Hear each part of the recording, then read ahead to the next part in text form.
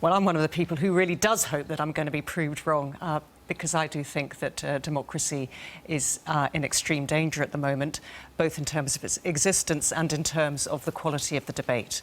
So, for those of us who believe in a liberal democracy, we would want to ground our belief in equal civic rights, and often those rights themselves would be grounded in universal human rights. So whenever you hear rhetoric which threatens equal civic rights and possibly human rights as well, then you have a threat to the very foundations of our liberal democracy.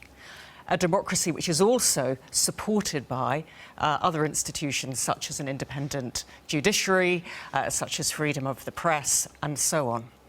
Now, I think we've heard Donald Trump say things which give us extreme cause for concern in singling out particular racial groups and so on, in his apparent very relaxed attitude towards torture, shall we say, and so on. So I think we have huge cause for concern, which in my mind has been partly supported today by some of the people he's put into his team. Now, the best we can hope for is he didn't really mean what he said, and he's a cynical opportunist who's just manipulated people to get power. But if that's the case, OK, but then democracy has still been very severely damaged. I want to hear the slightly more optimistic case from Matthew Parris, but we'll come back to some of the drill down to that. Matthew Parris, why do you think democracy in America is not in peril? Democracy and liberalism are not quite the same thing, and you could have a very nasty government that was very popular and was democratic. I don't think that Donald Trump will remain popular for very long if he tries to do any of the things that he's said he'll do.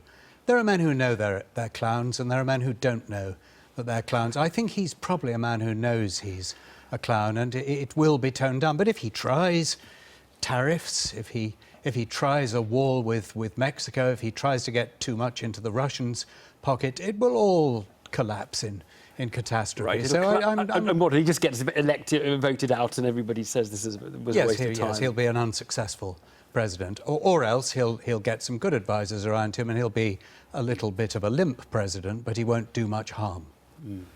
Right. Yes, that's much more optimistic than your scenario. Critique Matthew's one. I mean, because that could easily happen, couldn't it?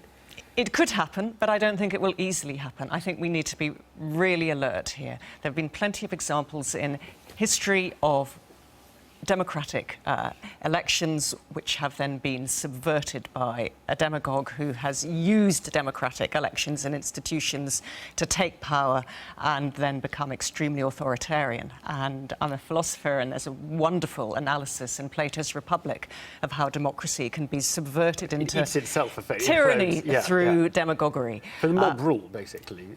Well, there's nothing wrong with what the people want necessarily, but the fact that the majority of the people think that something is a good thing doesn't in itself make that a good thing, because otherwise slavery would have been a good thing for all the hundreds of years when the majority of the people thought it was morally okay and part of the natural order of things. So we have to be alert. In terms of Plato's analysis, we're at the absolute turning point at the moment. We have to watch him and his regime very, very carefully. And if we see actual actions attacking civic rights and the rule of law and the freedom of the press, people have to step in really, really fast. Of course we'll make a fuss, but these transitions from demagoguery to real fascism have tended to occur at times of enormous economic stress, such as Germany with the hyperinflation in the 1930s. We are not at such a time. Right. Now, I mean, look, you could look at people, though, like Putin, I mean, who basically managed to just be re-elected time after time. I mean, people have mentioned Berlusconi as an example in a kind of near neighbour. There are ways in which the whole process just seems to lead to the same outcome each time. Yes, but Italy has not become a fascist country. They just had a joker as their president, for a prime minister for a while. No, what I'm very doubtful about is the new liberal cry, which is that we must now focus on the concerns of the people who voted for people like Donald Trump. We have to hear their pain. We have to understand that we don't. We don't have to meet them halfway. They're just wrong. They're going to be proved wrong. And I think we can sit back and wait for that to happen. And they'll know they're wrong when they, at some point, and they'll move on. They'll forget they ever voted for him in the first place. Right. The absolute tipping point to watch out for is when the demagogue in question feels that they can channel the will of the people and that they therefore don't need other democratic institutions such as Congress or Parliament or an independent judiciary or the like. That's when people say, you know, you don't need all that other stuff, all that other democratic institutional stuff. I am your, you know, I'm your channel. You can just speak through me. But America's That's better than that. America's better than that. I'm sure that it is better than that, but it doesn't take more than one or two people to do a lot of damage. I'm so sorry we don't have Donald Trump here to answer back the accusations. We had a lot of Trump supporters in the other parts of the programme. Thank you both very much.